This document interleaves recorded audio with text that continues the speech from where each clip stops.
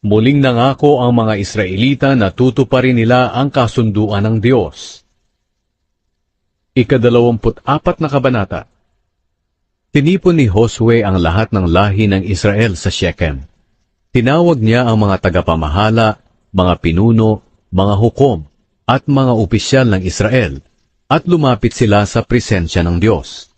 Sinabi ni Josue sa lahat ng tao, "Ito ang sinasabi ng Panginoon, ang Diyos ng Israel. Noon ang mga ninuno nyo ay nakatira sa kabila ng ilog ng Euphrates at sumamba sa ibang mga Diyos-Diyosan. Isa sa kanila ay si Tera na ama ni na Abraham at Nahor. Pero kinuha ko si Abraham sa lugar na iyon at pinapunta papunta sa lupain ng Kanaan at binigyan ng maraming lahi. Naging anak niya si Isaac at naging anak naman ni Isaac sina Esau at Jacob. Ibinigay ko kay Esau ang kabundukan ng Seir bilang bahagi niya, pero si Jacob at ang mga anak niya ay pumunta sa Ehipto. Pagkatapos isinugo ko sina Moises at Aaron sa Ehipto, at pinadalhan ko ng mga salot ang mga Ehipsyo, at inilabas roon ang inyong mga ninuno. Pero nang makarating ang mga ninuno nyo sa dagat na pula, hinabol sila ng mga Ehipsyo na may mga kabayo at mga karwahe. Humingi ng tulong sa akin ang inyong mga ninuno, at nilagyan ko ng kadiliman ng pagitan nila at ng mga Ehipsyo. At nilunod ko agad ang mga Ehipsyo sa dagat.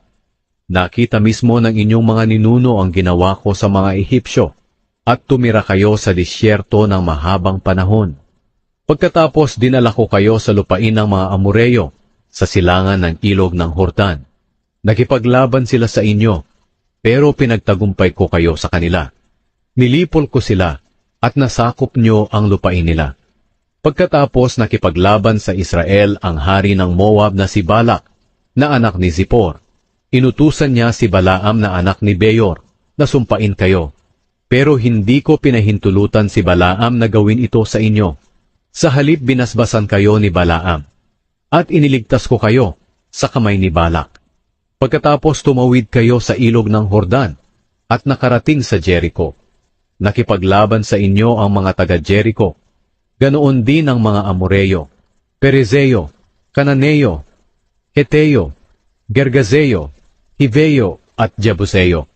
Pinagtagumpay ko kayo laban sa kanila.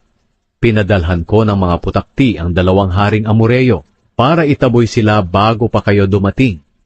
Nanalo kayo hindi dahil sa inyong mga espada at pana. Binigyan ko kayo ng lupaing hindi nyo pinaghirapan. Pinatira ko kayo sa mga lungsod na hindi kayo ang nagtatag. Kumakain kayo ngayon ng mga ubas at mga ulibo na hindi kayo ang nagtanim. Kaya ngayon, igalang nyo ang Panginoon at paglingkuran na may katapatan. Itakwil na ninyo ang mga Diyos-Diyos ang sinasamba noon ng mga ninuno nyo sa kabila ng ilog ng Euphrates at sa Ehipto, at maglingkod kayo sa Panginoon. Pero kung ayaw nyong maglingkod sa Panginoon, mamili kayo ngayon sa araw na ito, kung sino ang paglilingkuran ninyo.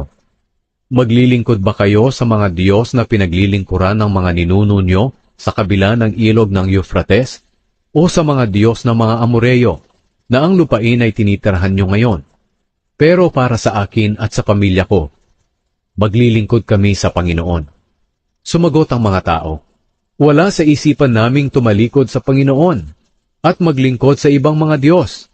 Ang Panginoon na ating Diyos mismo ang naglabas sa atin at sa mga ninuno natin sa pagkaalipin doon sa Ehipto. Nakita rin natin ang mga himalang ginawa niya. Iningatan niya tayo sa paglalakbay natin sa mga bansang dinadaanan natin. Itinaboy niya ang mga Amoreyo at ang ibang mga bansa na naninirahan sa mga lupaing ito. Kaya maglilingkod din kami sa Panginoon, dahil siya ang Diyos namin. Sinabi ni Josue sa mga tao, hindi kayo makapaglilingkod sa Panginoon dahil siya'y banal na Diyos, at ayaw niya na may sinasamba kayong iba. Hindi niya babaliwalain ang pagrerebelde at mga kasalanan ninyo. Kapag itinakwil nyo ang Panginoon at naglingkod kayo sa ibang Diyos, magagalit siya sa inyo at paparusahan niya kayo. Lilipulin niya kayo kahit na noon ay naging mabuti siya sa inyo. Pero sumagot ang mga tao kay Josue, maglilingkod kami sa Panginoon. Sinabi ni Josue, kayo mismo ang mga saksi sa mga sarili nyo. na pinili ninyong paglingkuran ang Panginoon? Sumagot sila, Oo, mga saksi kami. Pagkatapos sinabi ni Josue, Kung ganoon, itakwil nyo na ang mga Diyos-Diyosan nyo at paglingkuran ninyo ng buong puso ang Panginoon, ang Diyos ng Israel. Sumagot ang mga tao, Paglilingkuran namin ang Panginoon naming Diyos at susundin namin ang mga utos niya. Nang araw na iyon, gumawa si Josue ng kasunduan sa mga tao roon sa Shechem at ibinigay niya sa kanila ang mga kautusan at mga tuntunin. Sinulat ito ni Josue sa aklat ng kautusan ng Diyos. Pagkatapos kumuha siya ng malaking bato at itinayo sa puno ng terebinto, malapit sa banal na lugar ng Panginoon. At sinabi ni Josue sa lahat ng tao, Ang batong ito ang saksi natin na nakipag-usap ang Panginoon sa atin. Magpapatunay ito laban sa inyo kung tatalikuran ninyo ang Diyos.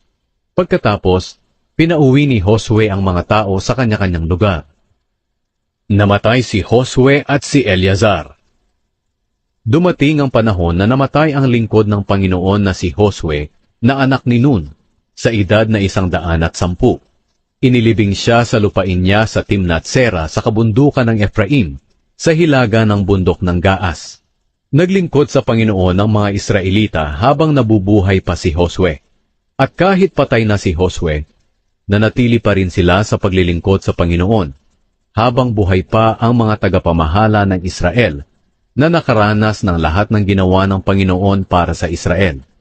Ang mga buto ni Jose na dinala ng mga Israelita mula sa Ehipto ay inilibing sa Shechem, sa lupa na binili ni Jacob ng 100 pilak sa mga anak ni Hamor, na ama ni Shechem. Ang lupang ito ay bahagi ng teritoryo na ibinigay sa mga lahi ni Jose.